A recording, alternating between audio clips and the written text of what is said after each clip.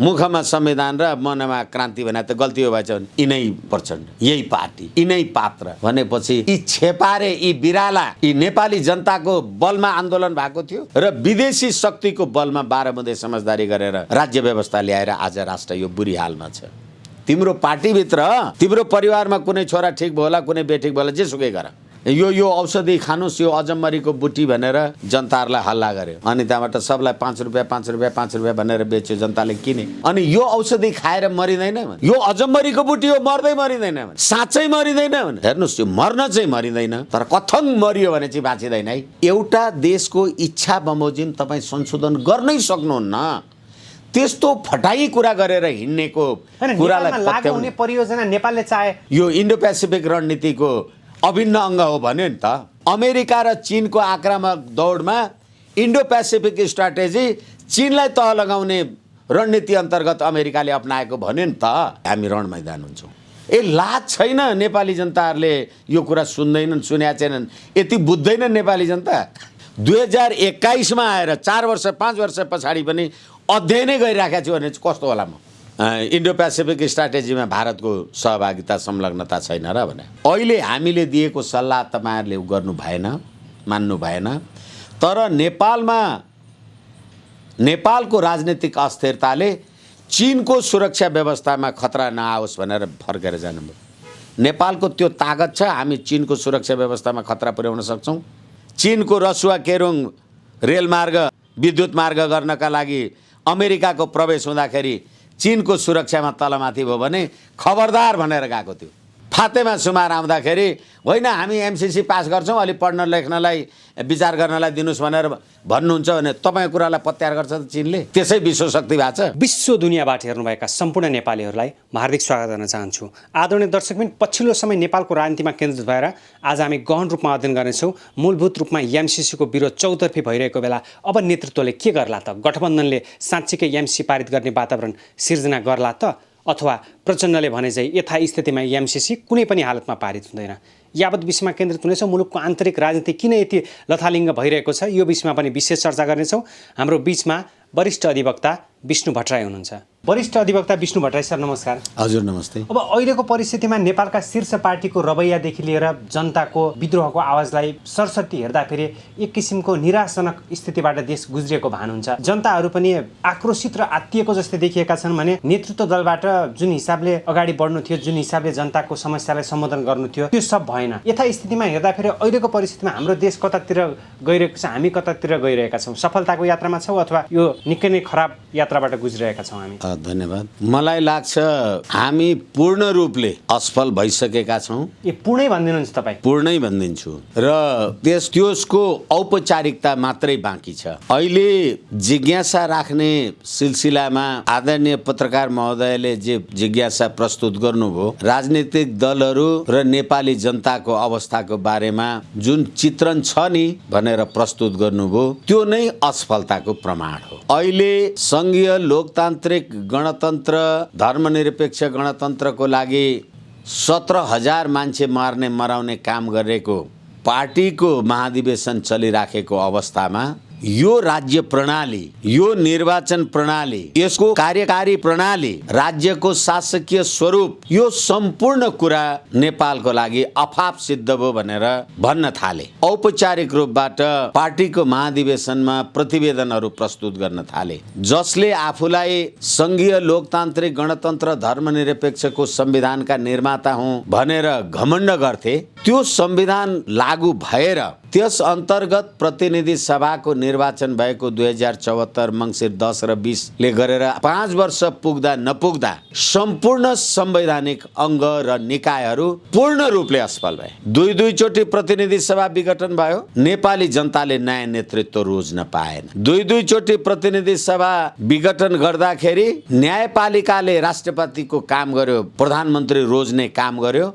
न्यायपालिकाले काम गरेन। महिनौं भयो संप्रभु सम्पन्न नेपाली जनतालाई प्रतिनिधित्व गर्छौं भनेर बसेको सेतो हात्ती 275 को प्रतिनिधि सभा निरन्तर राज्य कोषबाट संसद सदस्यहरूले तलब र सुविधा लुटिराखेका छन्। एक दिन प्रतिनिधि सभाको बैठक बस्दैन, राष्ट्रको बारेमा चिन्ता हुँदैन। अहिले गर्दा गर्दै पीडाका साथ भन्नुपर्छ, नेपाली जनता प्रतिको आक्रोश मैले सधैँ आम सञ्चार मार्फत व्यक्त गर्छु। हामी नेपाली जनताले आफूले ल्यायौं भनेको लोकतन्त्र, जसलाई गर्वका साथ 62-63 को आन्दोलनका सहयात्री भनेर भन्नुहुन्छ, अहिले यो देशमा 70 वटा मन्त्रालय छ, प्रदेश 25 वटा केन्द्रमा, 3 करोड जनसङ्ख्या भएको देशमा 100 वटा मन्त्रालय छन्। मन्त्रालय अन्तरका विभागहरू छन् जो काम नलाग्ने छन्। रेल विभाग, पानी जहाज विभाग, त्यो त्यसलाई पनि हामी सम्बोधन गर्न सक्छौं। मैले के निवेदन गरेको भने, यो के गाई जात्रा भन्नु पनि अब त गाई जात्राको पनि गाई जात्रा हुने के को लागि? तपाईले संविधान र कानुन, हालाकि तपाईको संविधानको शासकीय स्वरूप, निर्वाचन प्रणाली, समानुपातिक प्रणाली जे छन् तिनीहरूको बारेमा तपाईहरूको नै असहमति अथवा असंगति विसंगति जे छ, तर हिजो आफैले 90% नेपाली जनताको सहभागितामा संविधान बनायौं भन्ने तिमी राजनीतिक दलहरू, तिमीहरूलाई लाज छैन? आज यो शासकीय स्वरूप भएन। अनि प्रदेश स्तरका मुख्यमन्त्रीको पद जोगाउन र थाम्न र खान संसदमा, संघीय संसदमा प्रतिनिधि सभा विघटन गरेपछि पनि सर्वोच्चको परमादेशले प्रधानमन्त्री थामिदिन र खान र लुट्न एक दिन प्रतिनिधि सभाको बैठक नबस्ने अनि जनताको कर निरन्तर लुट्न निर्वाचन आयोग हेर्नुस्, कुन एउटा भ्रष्ट राजनीतिक दलको नेतालाई निर्वाचन आयोगले असक्षम, नालायक भनेर के भन्यो? अझ एउटा दलबाट निर्वाचन जितेर आएको मान्छे फ्लोर क्रस गरेर अर्को पार्टी दर्ता गर्न जाँदाखेरि दर्ता गर्ने यही निर्वाचन आयोग होइन? अनि यो देशको अख्तियार दुरुपयोग अनुसन्धान आयोग भन्नुस्, खर्बौंको भ्रष्टाचार छ। भ्रष्टाचार छ भन्ने कुरामा कसैको विमति नै छैन। अख्तियार कहाँ छ? अदालतमा बिचौलिया, न्यायपालिका र न्यायाधीश भ्रष्ट छन् भनेर निरन्तर आन्दोलन छ। अपराधीलाई समाउने कोर्ट, राज्यका प्रमुख अङ्ग सबै निष्क्रिय भएको अवस्था छैन? निष्क्रिय होइन, भ्रष्ट, अपराधी, सेटिङ। एकछिनलाई मान्नुस्, तपाईँ निष्क्रिय भएर केही काम गर्नु भएन, त्यो एउटा ठाउँमा होला, तर तपाईँ भ्रष्ट भएर दिनै पछि मलाई लुटिरहनु भयो। नेपाली जनता कहाँ छ? किन बोल्दैन यो देशको जनता? अहिले पनि जनता त पटक पटक आन्दोलनमा उत्रिएको छ नि, चाहे त्यो एमसीसी को विषय होस्, चाहे त्यो विभिन्न विकृति। अहिले पनि म एउटा आम सञ्चारमा हेर्दै थिएँ, अमेरिकाले चीनलाई नीचा देखाउन अथवा आफूलाई सुपर पावर देखाउनका लागि इन्डो पेसिफिक स्ट्राटेजी लिए, त्यो रणनीति उनीहरूले बनाएको लिएको हो। अनि त्यही इन्डो पेसिफिक स्ट्राटेजी अन्तर्गतको एमसीसी हो भनेर यही देशका परराष्ट्र मामिलाका जानकारहरूले आम सञ्चारमा बोलिराखेका छन्। अनि यो सरकार एमसीसी पास गर्न लागिराखेका छ, देशलाई युद्ध मैदान बनाऊ। अनि आन्दोलन, क्रान्ति र जे भनेर 17,000 मान्छे मार्ने काम गर्नुभयो। अहिले प्रचण्डको पार्टीको महाधिवेशनमा होइन, यो त करोडौं सम्पत्ति खर्च नगरी निर्वाचन जित्न नसकिने भयो, यो त प्रणाली ठिक भएन भनेर तिनीहरूकै पार्टीका मान्छेहरू ककलले के भनिराखेका छन्। तपाईँ संसदीय प्रजातन्त्र पनि, लोकतन्त्र पनि भन्ने, अनि निर्वाचनमा लड्दा पैसा पनि चाहिन्छ, खर्च हुन्छ भन्ने, विदेशीको कम्फोर्टेबल सरकार पनि चाहिने, अनि होइन समानुपातिक चाहियो। अब त यो निर्वाचन लडेर आउन नसकिने भयो भनेपछि फेरि निरङ्कुशता, तपाईँले जजलाई तोक्नुहुन्छ त्यही मान्छे मात्रै राज्य सत्तामा आउनुपर्ने। यो भन्दा असफलताको सबूत के हुन सक्छ मलाई भन्नुहोस् न? हिजो नेपाली काङ्ग्रेसको पनि महासम्मेलन भयो, त्यहाँ एउटा कुनै राष्ट्र, राष्ट्रियता, राष्ट्रिय एकता, शान्ति, समुन्नति, हित, भ्रष्टाचार, व्याभिचार, ललिता निवास प्रकरण, यी सम्पूर्ण कुराको बारेमा प्रतिवेदन आए, छलफल भयो। तर प्रचण्डको राजनीतिक प्रतिवेदनमा त छ नि त, मुलुकलाई रूपान्तरण गर्नको लागि हामी सचिएर अगाडि बढ्छौँ, विगतका कमी कमजोरीलाई औल्याउँछौँ, पार्टीका केही नेताहरूलाई गद्दार समेत भन्न भ्याए। यसैले अहिले त्यसको बारेमा हामी कुरा गरौँला। नेपाली काङ्ग्रेसको उसमा केही आयो, एमालेकोमा त्यस्तो केही आयो। अहिले पुष्पकमल दाहाल मलाई भन्ने हो भने त छेपाराको जस्तो रङ फेर्ने, हिजो उहाँसँगै लागेर 17,000 नेपाली जनताको शहादत गराउने काममा संलग्न हुने उहाँकै पार्टीका बाबुराम भट्टराई प्रवृत्तिका पात्रहरू कहाँ छन्? अहिले मोहन वैद्यजीहरू कहाँ छन्? हिजो तपाईँ वर्ष दिन नपुगिकन, 2 वर्ष 3 वर्ष नपुगिकन कम्युनिस्टहरूको एकता गर्ने भनेको अहिले केपी शर्मा ओली र प्रचण्ड कहाँ छन्? अनि यो राज्य व्यवस्था अन्तर्गत तपाईँले नेपाली जनतालाई जातमा, वर्गमा, भातमा, क्षेत्रमा विभाजन गरेर नेपालको राष्ट्रिय एकता अखण्डता यिनीहरूको पार्टीको सम्मेलन गतिविधि अथवा तपाईँ हाम्रै गतिविधि जसले नेपाल राष्ट्र निर्माण गर्यो र अहिलेसम्म हामी नेपाली छौँ, त्यो राष्ट्र निर्माताको सम्मान चाहिँ तपाईँ किन गर्नुहुन्न? तपाईँलाई लाज छैन? हिजोका गल्ती कमजोरी भन्नका लागि हामीले धेरैचोटि छलफल गरेका छौँ। माओ त्से-तुङको नाउँ लिने चीनको महान नेताको अनि भारतमा गएर एसडी मुनिकोमा भात खाने, भारत विरुद्धै सुरुङ युद्ध गर्छु भनेर नेपाली युवाहरूलाई सुरुङ युद्धमा लगाउने अनि तिनै क्यान्टोनमेन्टमा बसेका लडाकुको सम्पत्तिमाथि भ्रष्टाचार गरेको प्रचण्डले होइन।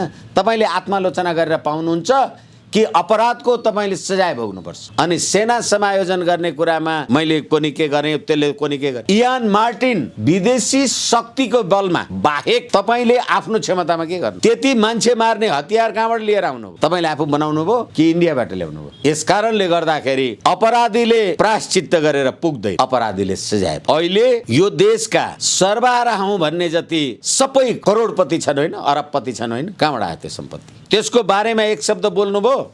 यसकारण प्रतिवेदनमा कोनी के आत्मालोचना यसको कुनै अर्थ छैन। अब जुन व्यतिथि र विसङ्गतिको बारेमा तपाईँले कुरा उठाइरहनु भएको छ, बहुदल आइसकेपछि झन् त्यो क्रम बढ्दो रूपमा देखिएको जुन लथालिङ्ग स्थिति छ नि नेपालमा। बहुदल भन्दा पनि यसलाई त बहुला दल, ब्याधा दल, ब्याधाहरूको दल, हत्याराहरूको दल र अपराधीहरूको राज्य व्यवस्था, मोहम्मद आफ्ताब आलमका शुभेच्छुकहरूको, मोहम्मद आफ्ताब आलमका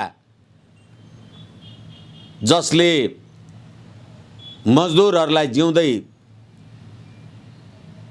इटा पोल्ने चिम्नी भट्टामा हालेर डढायो, त्यसका मालिकहरूको राज्य व्यवस्था जसले 17,000 नेपाली जनताको शहादत गर्यो साम्यवादको नाउँमा, अनि संसदीय व्यवस्थामा आएर अहिले निर्वाचन लडेर मन्त्री र प्रधानमन्त्री हुने, भारतको विरुद्ध सुरुङ युद्ध खन्ने र 1950 को नेपाल भारत सन्धिलाई को खारेजीको माग गर्नेहरू अहिले भारतको कम्फर्टेबल सरकार खोजेर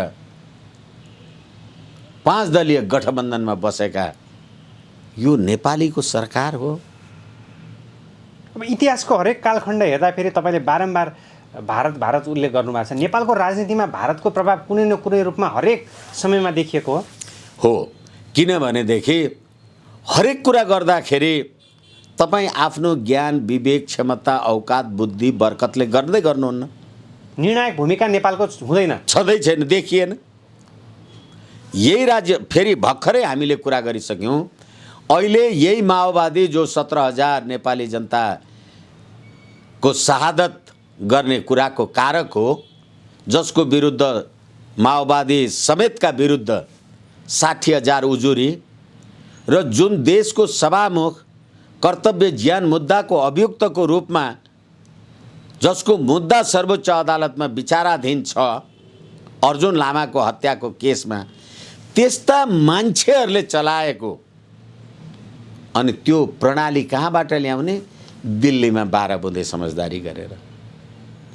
अनि दिल्लीको 12 बुँदे समझदारी गरेर तपाईँले नेपालमा राज्य चलाएपछि अनि तपाईँ यो व्यवस्थाको प्रेरक, सर्जक होइन रहेछ भन्ने कुरा त तपाईँकै पार्टीको सम्मेलनमा देखियो नि। अब सम्पूर्ण रूपले समानुपातिक प्रणालीमा जानु पर्यो, संसदीय यो निर्वाचन थाम्न सकिएन। तपाईँकै उसमा जानु पर्यो, होइन राष्ट्रपति कार्यकारी प्रमुख त जनताबाट निर्वाचित हुनु पर्यो र राष्ट्रपति चाहिँ कार्यकारी प्रमुख हुनु पर्यो भनेपछि अनि जनताद्वारा निर्वाचित गर्न पनि नपाउने, समानुपातिकमा आउनुपर्ने, अनि कार्यकारी प्रमुख पनि आउनुपर्ने भने चाहिँ घुमाएर निरङ्कुशता लाद्ने भने होइन भने के भने? त्यसो भए पञ्चायतको भन्दा झन् निरङ्कुश बन्दै गयो बहुदल, त्यही हो?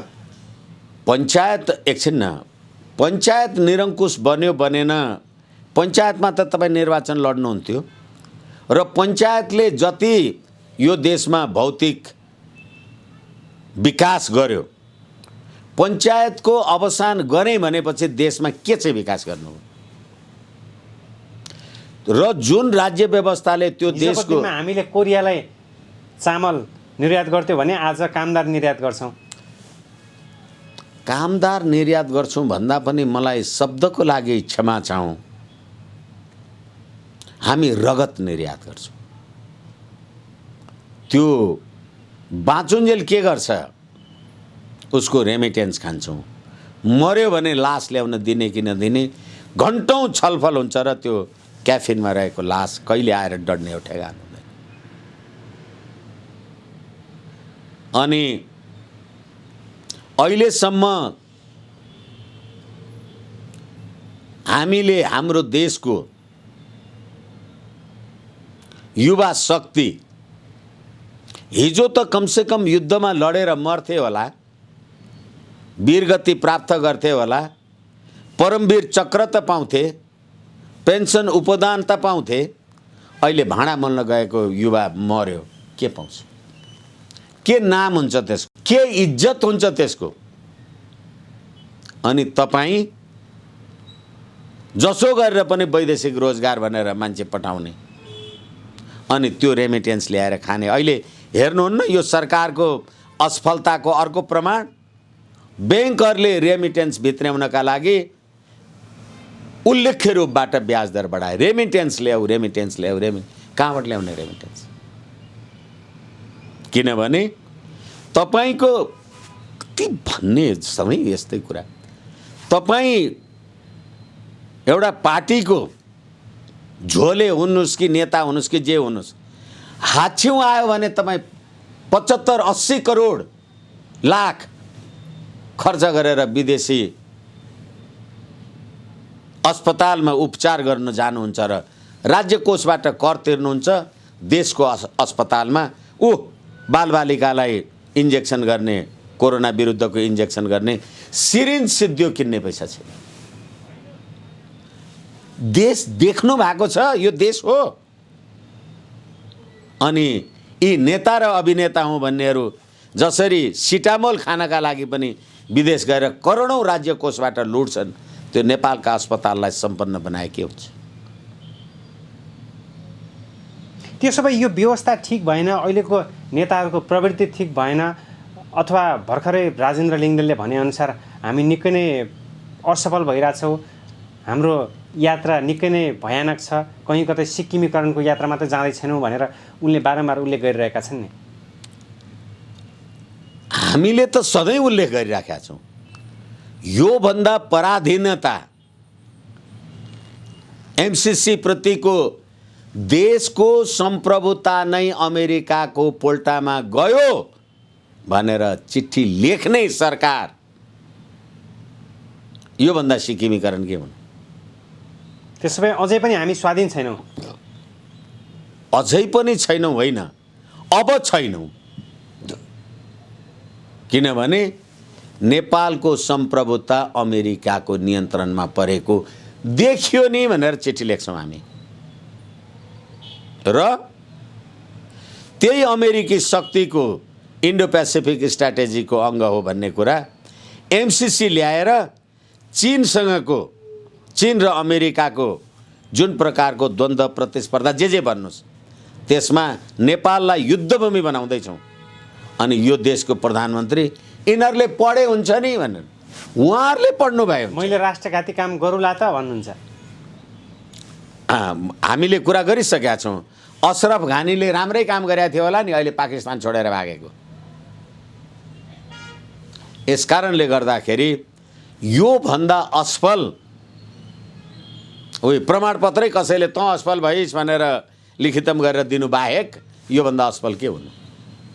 त्यसो भए यो व्यवस्थामाथि प्रश्न उठिरहेको छ, जनताको आक्रोश व्याप्त छ, जनताहरू सडकमा जुन हिसाबले आउनुपर्ने हो त्यो हिसाबले नआएर नै अहिलेको यो वित्तीय अझै मौलाएको हो। निश्चित रूपमा, किनभने हामी सधैँ भन्ने गर्छौँ, तपाईँ बिरामी हुनुहुन्छ भने मैले औषधि खाएर हुँदैन, र तपाईँ बिरामी हुनुहुन्छ भने म तपाईँलाई शुभकामना शुभेच्छा गर्न सकौँला, मेरो साथसँग क्षमताले भ्याएछ भने 2 रुपियाँ सहयोग पनि गरौँला, एउटा इन्जेक्सन किनेर पनि ल्याएर दिउँला। तर डाक्टरले इन्जेक्सन हान्दाखेरि तपाईँको पाखुरामा घोचेको त्यो दुखाइ त तपाईँले सहनुपर्छ नि। यी कहाँ छ नि जनता?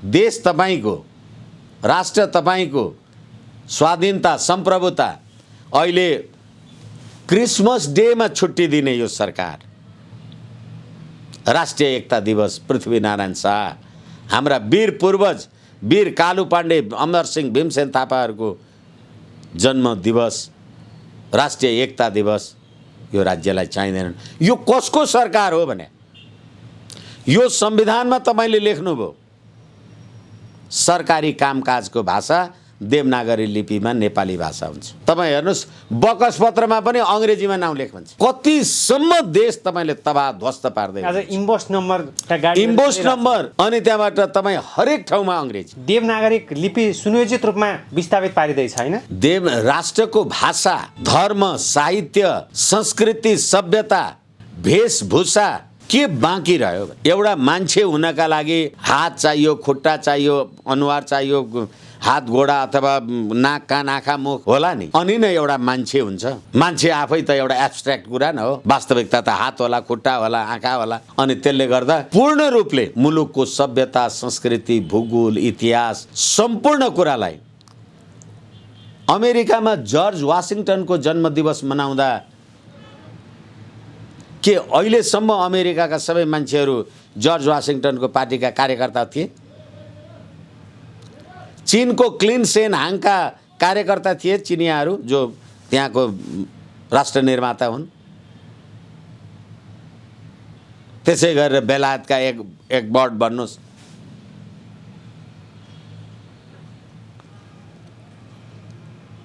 यस कारणले गर्दाखेरि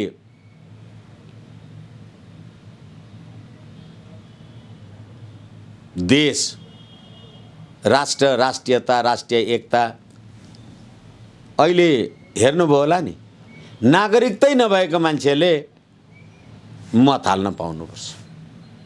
तपाईँसँग नागरिकता छैन, तपाईँ राष्ट्रपति चाहिँ चुन्न पाउनु पर्यो, तपाईँ प्रधानमन्त्री चुन्न पाउनु पर्यो।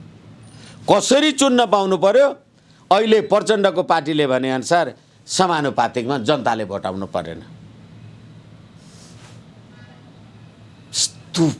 देश प्रणाली अनि यो भन्दा असफलता कहाँबाट खोज्ने? त्यसो भए अब हामी सच्चिएर अगाडि बढ्ने स्थिति छैन। देश जनता सडकमा आएर आन्दोलन, क्रान्ति जे गर्नुपर्छ गरेर यो राज्य व्यवस्था फाल्नुको विकल्प छैन। हैन, आन्दोलन क्रान्ति गरेर नै आएको व्यवस्था हो नि त यो। वैशाख 63 सालमा त्यत्रो आन्दोलन गरे जनताले। तब यो जहिले पनि मलाई आम संसारको मित्रहरूले यो कुरा, जनता सडकमा आउने राजनीतिक आन्दोलनको लागि एकैछिन राजनीतिक जनताले तपाईँ सोध्नुहोस् अहिले जनताले धर्मनिरपेक्ष भनेको बुझ्या छ? धर्मनिरपेक्ष चाहियो भनेर कसले ढुङ्गा हानेको थियो? गणतन्त्र चाहियो भनेर कसले ढुङ्गाले हानेको थियो? हामीले सुरुमा कुरा गऱ्यौँ 100वटा मन्त्रालय चाहियो देशमा भनेर कसले भनेको थियो? बाप रे बाप रे बाप रे। अहिले हेर्नुहोस् यो निरङ्कुशताको पराकाष्ठा, यो प्रदेशहरूको गडगडी हेर्नुहोस्। जम्मा काम जनतासँग कर उठाउने, मन्त्री खाने, गाडी किन्ने। यसै कारणले गर्दाखेरि यो वास्तवमा अहिले फेरि पनि दोहोऱ्याएर तेह्र्याएर प्रचण्डको पार्टीको आमसभामा हामीले महाधिवेशनको बारेमा कुरा गऱ्यौँ। संविधान बनाए, ठुलो काम गरे भन्ने पनि यही पार्टी, यही प्रचण्ड, यिनै पात्र। अब ठ्याक्क माओवादीमै केन्द्रित हुँदाखेरि प्रचण्डबाट धेरै आश गरिएको थियो, नेपाली जनताले आश गरेका थिए, तर त्यो आशामाथि कुठाराघात भयो। अहिलेको परिस्थितिमा माओवादीको ठ्याक्क 8औं महाधिवेशनमा बादललाई लाल गद्दार घोषणा गर्नुपर्छ भनेर त्यो आवाज उठेको छ। यसलाई तपाईँ कसरी हेर्नुहुन्छ र प्रचण्डको अहिलेको स्ट्यान्डलाई कसरी हेर्नुहुन्छ? यिनीहरूले कसैलाई गद्दार घोषणा गरून् नगरून् त्यो म चाहिँ कन्सर्न गर्दिनँ। यी आफै राष्ट्रका गद्दार हुन् जसले 17,000 नेपाली जनता मारे र विदेशी शक्तिको बलमा 12 बुँदे समझदारी गरेर राज्य व्यवस्था ल्याएर आज राष्ट्र यो बुरी हालमा छ। तपाईँको पार्टीभित्रको लाल गद्दार काल गद्दार मलाई केही मतलब छैन, तर समग्र राष्ट्रलाई यो अवस्थामा पुर्याउने चाहिँ को हो त? तिम्रो पार्टीभित्र तिम्रो परिवारमा कुनै छोरा ठिक भयो होला, कुनै बेठिक भयो होला, जेसुकै गर, राष्ट्रको यो बुरी हाल बनाउनका लागि यो राज्य व्यवस्थाका सर्जक हुँ। हालाकि वाहक हुन्, यी भरिया हुन्, यी सर्जक होइनन्, यी प्रेरक पनि होइनन्, प्रणेता पनि होइनन्। डोके भन्नुहुन्छ बारम्बार तपाईँ। डोके होइन, बोकेर ल्याएको न हो बाह्रबुँदे। यसकारणले गर्दाखेरि के लिएर आएछौ त थाहा भयो? अहिले आफ्नै पार्टीभित्रकोलाई लाल गद्दार भन्नु पर्यो, अहिले आफ्नै पार्टीका विप्लवजीहरू छुटेर गए पश्चाताप छ भन्नु पर्यो। त्यसो भए त विप्लवजी वैद्यजीले पनि त प्रचण्डलाई लाल गद्दार भन्ने स्थिति आउला नि। यसै कारण मैले फेरि पनि तपाईँलाई निवेदन गरेँ, बाबुराम भट्टराईलाई के गद्दार भन्ने? काल गद्दार? त्यसलाई उसलाई किन भन्दैनन्? किनभने ऊ त जेएनयुको प्रोडक्ट नि त। यसकारणले गर्दाखेरि सम्पूर्ण विदेशी शक्ति र क्षमताको बलमा उनीहरूले बनाइदिएको मार्गचित्रमा हिँड्नेहरूले मैले बाटो खाने भन्नु लाज छैन। त्यसो भए विदेशी शक्तिको चङ्गुलबाट उनीहरू अझै पनि ग्रसित छन्। उनीहरू अझै पनि होइन, यिनीहरू बाँचुन्जेल बाहिर हुन सक्दैनन्। के को अझै पनि? त्यसो भए एमसिसी जस्ता परियोजनाहरू लागू भइरहन्छ।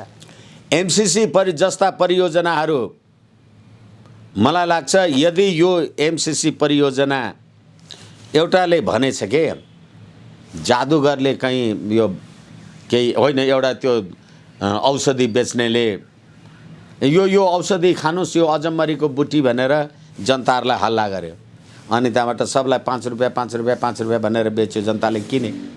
अनि यो औषधि खाएर मरिँदैन भने, यो अजम्मरीको बुटी हो मर्दै मरिँदैन भने, साँच्चै मरिँदैन भने, हेर्नुहोस् यो मर्न चाहिँ मरिँदैन, तर कथङ मरियो भने चाहिँ बाँचिँदैन है भने जस्तो ठ्याक्कै त्यस्तै यी के भन्ने, यिनीहरूको नाउँ दिनलाई पनि आम सञ्चारमा यस्ता शब्दावलीहरू प्रयोग नगर्नु बेस हुन्थ्यो। तर यी केही न केहीका बिलब्याटे, यी बिल्ली बाटे, यी झुक्क्याउने, यी त्यस्तै जादुगरले औषधि बेचे यस्ता भन्ने। होइन, प्रचण्डको राजनीति प्रतिवेदन तपाईँले पनि राम्रोसँग अध्ययन गर्नुभएको छ। उहाँले त यथास्थितिमा पारित गर्दैनौँ एमसिसी भनेर भन्नुभएको छ नि त। यो कुरा हामीले, यो त महत्त्वपूर्ण विषय हो। होइन, यो कुरा हामीले धेरै पटक भन्यौँ र तिनीहरूले भनेको कुरा पनि धेरै पटक सुन्यौँ। तपाईँले एउटा देश र अर्को देशमा भएको सम्झौतालाई एउटा देशको इच्छा बमोजिम तपाईँ संशोधन गर्नै सक्नुहुन्न। त्यस्तो फटाई कुरा गरेर हिँड्नेको कुरालाई लागू हुने परियोजना नेपालले चाहेपछि त संशोधन हुन्छ होला नि त। हामी पनि सार्वभौम राष्ट्र हो नि त नेपाल। यो फेरि पनि म क्षमा चाहौँ, तपाईँ र मेरो बिचमा कुनै हामीले सन्धि सम्झौता गऱ्यौँ, करार गऱ्यौँ भने त्यहाँ तपाईँको पनि इच्छा होला, मेरो पनि इच्छा होला, तब नै हामीले करार गर्छौँ। मैले मेरो इच्छा बमोजिम त्यसलाई तलमाथि गरेँ भने तपाईँले मान्नुहुन्छ? यो यति सामान्य कुराको लागि हामी धेरै दिमाग खपाउनै परेन र यति फट्याइ कुरा गर्ने र त्यो फट्याइलाई मानेर हिँड्ने।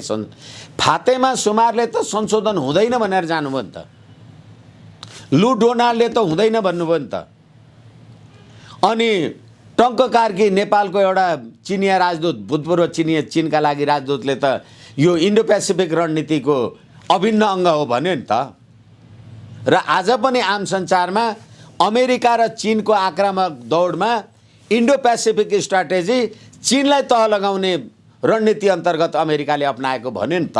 त्यसो भए एमसिसी पारित भयो भने चीनलाई तल आउने स्थिति आउन सक्छ अमेरिकाले? सक्छ होइन, त्यसको लागि हामी रण मैदान हुन्छौँ। त्यो परिस्थिति निर्माण भयो भने नेपाल रण मैदान हुन्छ भन्नु? रण मैदान हुन्छ र अहिले पनि कूटनीतिक रूपले भएकै छ, त्यतिखेर चाहिँ भौतिक रूपले पनि हुन्छ। अनि यो सब जनतामा उत्तेजित पार्ने भनाइ हो, विश्लेषण हो भनेर भनिरहेछ नि त अहिले। जनतामा उत्तेजित पार्ने विश्लेषण हो भनाइ हो भने पास गरेर देखाउ नि त। तिम्रै पार्टीको, तिम्रै गठबन्धनले बार एमसिसी अध्ययन गर्ने कार्यदल बनाउने 2017मा सही गर्नुभयो, 2021मा आएर अध्ययन गर्नुहुन्छ। लाज छैन? नेपाली जनताहरूले यो कुरा सुन्दैनन्, सुनेका छैनन्, यति बुझ्दैनन् नेपाली जनता। 5 वर्ष अगाडि सही गरेर अहिले अध्ययन गरेर कार्यदल बनाउने, योभन्दा हास्यास्पद र असफल राष्ट्रको उदाहरण तपाईँ अर्को के दिनु? त्यसो भए कतिन्जेल अल्झिने, कतिन्जेल रुमल्ली रहने यो एमसीको विषयमा? अरू विषय छैन नेपालमा कुरा हो। त्यसैले यो विदेशी शक्तिका दासहरू राज्यको निर्णायकत्वमा बसुन्जेल अल्झिरहने हो। यो विदेशी शक्तिको नै निर्णायक हात छ त विदेशी शक्ति 2017मा मैले सही गरेको कागज 2021मा आएर 4 वर्ष 5 वर्ष पछाडि पनि अध्ययनै गरिराखेको छु भने कस्तो होला? म भनेपछि अब विदेशी प्रतिनिधिहरूलाई हामीले आधिकारिक मान्नु पर्यो। नेपालका प्रतिनिधिहरूले त उहाँले भनेकै केही नहुने स्थिति देखियो। होइन, तिनीहरूलाई आधिकारिक मान्नु पर्यो भन्ने यो यसको कन्क्लुजन हुन सक्दैन। हाम्रो असक्षमता र हाम्रो यहाँका नेपालका नेतृत्ववर्ग भन्नेहरूको विदेशी शक्तिप्रतिको परनिर्भरताको प्रमाण चाहिँ हो यो भन्नुपर्छ। त्यो विदेशी शक्ति भनेको पश्चिमा शक्ति भन्दै हुनुहुन्छ? जुनसुकै शक्ति के इन्डो पेसिफिक स्ट्राटेजीमा भारतको सहभागिता संलग्नता छैन र भने यो त आफूलाई प्रजातन्त्रवादी भन्ने अमेरिकी शक्ति, अमेरिकी संसार, अमेरिकासँग निकट रहने भूगोल र विश्वको उदीयमान पहिलो शक्ति हुन चाहिराखेको चीनसँग निकट हुन सक्ने विश्व शक्ति, त्यो भूगोल, त्यो बीचको द्वन्द्व हो र त्यसमा हामी छौँ। एमसीसीको विवाद सँगसँगै नेपालको राजनीतिक रिङमा चीनको प्रवेश छ कि छैन अहिले? निश्चित रूपमा याङसी र केपी शर्मा ओली बीच पनि भेट भयो। तपाईँले हाउ याङसी र केपी शर्मा ओली भेट भएको कुरालाई मात्रै हेरिराख्ने कुरा ठिकै छ। त्यो मात्रै प्रश्न, त्यो पनि प्रश्न होला, तर त्यो मात्रै प्रश्न होइन। केपी शर्मा ओलीले प्रतिनिधि सभा पहिलोचोटि विघटन गर्दा 77 पुस 5 गते नै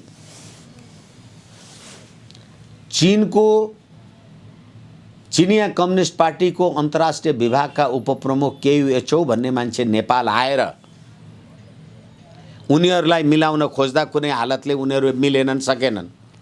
तर केयुएचओ फर्केर जाँदा उहाँले के भन्नुभयो भने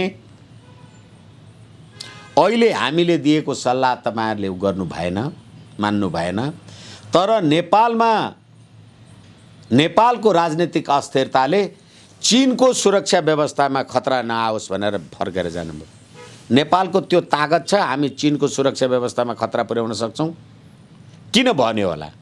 किनभने त्यो एमसीसी आउँदैछ, त्यो इन्डो पेसिफिक स्ट्राटेजी आउँदैछ, प्रचण्ड विदेशीको कम्फर्टेबल सरकार भन्दैछ, त्यसमा बग्यौ तिमीहरू भने चीनको रसुवा केरुङ रेलमार्ग विद्युत मार्ग गर्नका लागि अमेरिकाको प्रवेश हुँदाखेरि चीनको सुरक्षामा तलमाथि भयो भने खबरदार भनेर बुझ्नु पर्दैन कुरा। हैन, नेपालको उत्तरी नाकाहरू पनि जुन हिसाबले खुल्नुपर्ने हो त्यो खुलेको छैन। चीन अझै पनि सशङ्कित छ नेपालप्रति? हुनै पर्यो नि। तपाईँ कहिले नागरिकतै बिनाको मान्छे राज्य सत्तामा आउनुपर्छ भन्नुहुन्छ, कहिले अस्ति भर्खर 90% नेपाली जनताको संविधान बनाए भन्नुहुन्छ, अहिले त हाम्रो त 28 वटा पो संविधान बनाउँदा असहमति थियो भनेर माओवादीको पार्टीमा भन्नुहुन्छ, कहिले सी जिनपिङ विचारधाराद्वारा हामी त अनुप्राणित छौँ भनेर भन्नुहुन्छ, कहिले फातेमा सुमार आउँदाखेरि होइन हामी एमसीसी पास गर्छौँ, अलि पढ्न लेख्नलाई विचार गर्नलाई दिनुहोस् भनेर भन्नुहुन्छ भने तपाईँको कुरालाई पत्यार गर्छ त चीनले? त्यसै विश्वशक्ति भएको छ। यस कारणले गर्दाखेरि यी अर्काको डोके, यी ढोडहरूसित यिनीहरूबाट नेपालको राष्ट्रिय स्वाधीनता, अखण्डता अक्षुण्ण रहन सक्छ, निरन्तर रहन सक्छ भन्ने कुरामा कमसेकम मलाई चाहिँ विश्वास हुन छोड्यो। ठिक छ, समग्रमा नेपालको राजनीति नेतृत्वमा देखेका विभिन्न उतार चढावमा केन्द्रित भएर बहसमा सरिक भइदिनु भयो। जाँदै विश्व दुनियाँका सम्पूर्ण नेपालीलाई के भन्न चाहनुहुन्छ? विश्व दुनियाँका सम्पूर्ण नेपाली जनतालाई सधैँ भनेको छु, यो राज्य प्रणाली र यो व्यक्तित्व यस्तो चरित्रले गर्दा नेपालको सम्प्रभुता अमेरिकाको पोल्टामा परेको देखियो भन्ने राज्य प्रणालीको अन्त्य गर्नका लागि नेपाली जनताको क्रियाशील सहभागिता वाञ्छनीय छ। हस्, समय र विचारको लागि हार्दिक आभार। हस्, धन्यवाद, नमस्कार।